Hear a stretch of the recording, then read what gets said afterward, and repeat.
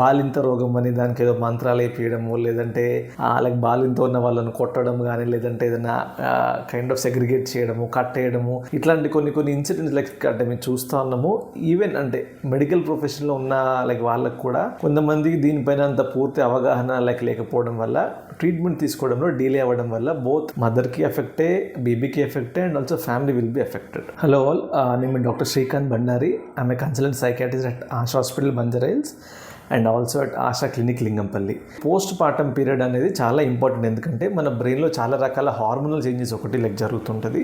And also second thing is baby పుట్టాక like mother రోల్లో అంటే లైక్ కొత్త రోల్ కదా, బేబీకి లైక్ ఫీడింగ్ ఎట్లా ఇవ్వాలి, బేబీకి kind of night kind of పడుకున్నప్పుడు ఎట్లా మనము లైక్ చూసుకోవాలి, ఇవన్నీ చాలా విషయాలు మనకేమంటే కొత్త లైక్ కాబట్టి మదర్కి ఆ యొక్క న్యూ రోల్లో అడ్జస్ట్ అవ్వడము కొంత కైండ్ ఆఫ్ డిలే కానీ, కొంత లైక్ మాల్ అడ్జస్ట్మెంట్, ఎందుకంటే బేబీ పుట్టినాక ఫ్యామిలీ కాన్ఫ్లిక్ట్స్ అవ్వడము, లేదంటే ఇంట్లో ఏదైనా కైండ్ ఆఫ్ గొడవలు ఇట్లాంటి ఏమన్నా కైండ్ ఆఫ్ అవ్వడం వల్ల కూడా మనకు ఈ యొక్క పోస్ట్ పార్టంలో సైకలాజికల్ ఇష్యూస్ అనేవి వస్తుంటాయి.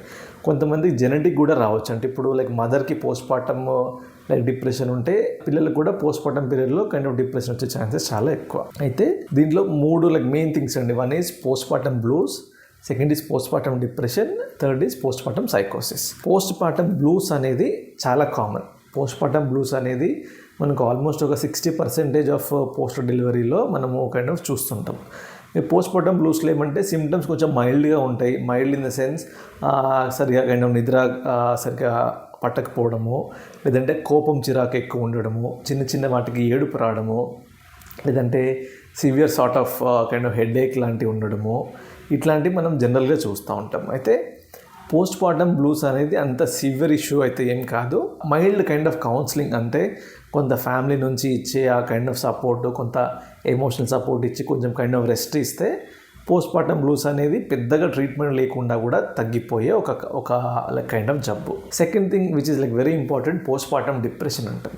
పోస్ట్ పార్టమ్ డిప్రెషన్లో ఏమంటే పోస్ట్ పార్టమ్ బ్లూలో ఉన్న సిమ్టమ్స్తో పాటు డల్నెస్ అనేది చాలా ఎక్కువగా ఉంటుంది. అంటే కంటిన్యూస్గా ఏడ్చడము, ఏ మాట చూసినా కైండ్ ఆఫ్ నెగిటివ్గా చెప్పడము, సూసైడల్ థాట్స్ రావడము, లేదంటే మనం బేబీని చూసుకుంటామా లేదా, బేబీకి ఫీడింగ్ ఇస్తామా లేదా అనే కైండ్ ఆఫ్ నెగిటివ్ థాట్స్, అంటే లేదంటే నేను అసలు కైండ్ ఆఫ్ బతికుండి వేస్ట్ బేబీకి, సపోజ్ అంటే లైక్ కొంతమందికి ఎవరికైతే పాలు సరిగా పడవో వాళ్ళకి ఈ రకమైన థాట్స్, బేబీకి నేను ఫీడింగ్ చెబుతాను లైక్ నేను బతికి వేస్ట్, లేదంటే బేబీని కైండ్ ఆఫ్ హార్మ్ చేయడము, ఇట్లాంటివన్నీ కూడా చూస్తుంటాము. ఓకే, సో ఇది మనకు పోస్ట్ పార్టమ్ డిప్రెషన్.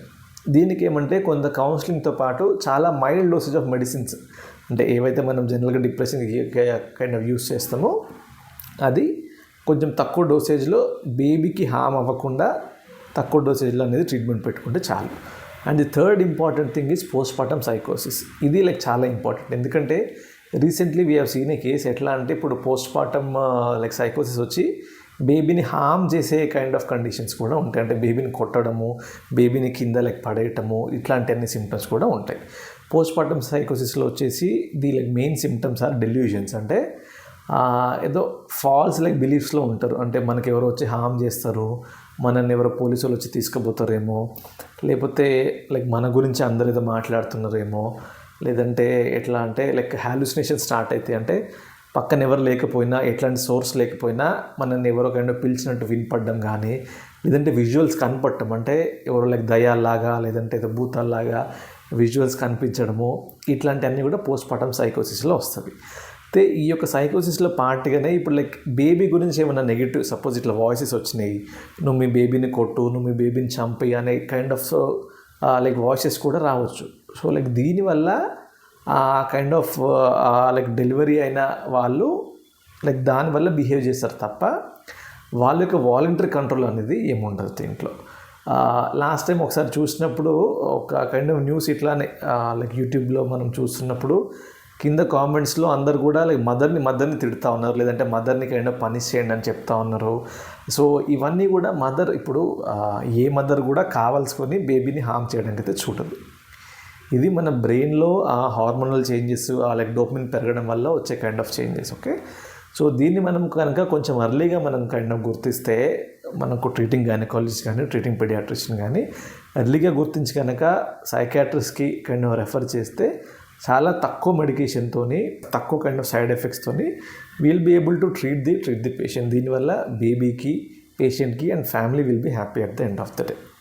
సో దీంట్లో ఇంకా మీకు ఏమైనా డౌట్స్ కానీ లేదంటే ఇంకా ఏదైనా కైండ్ ఆఫ్ ఇన్ఫర్మేషన్ కావాలనుకుంటే you can just comment in the comment box. Thanks for watching.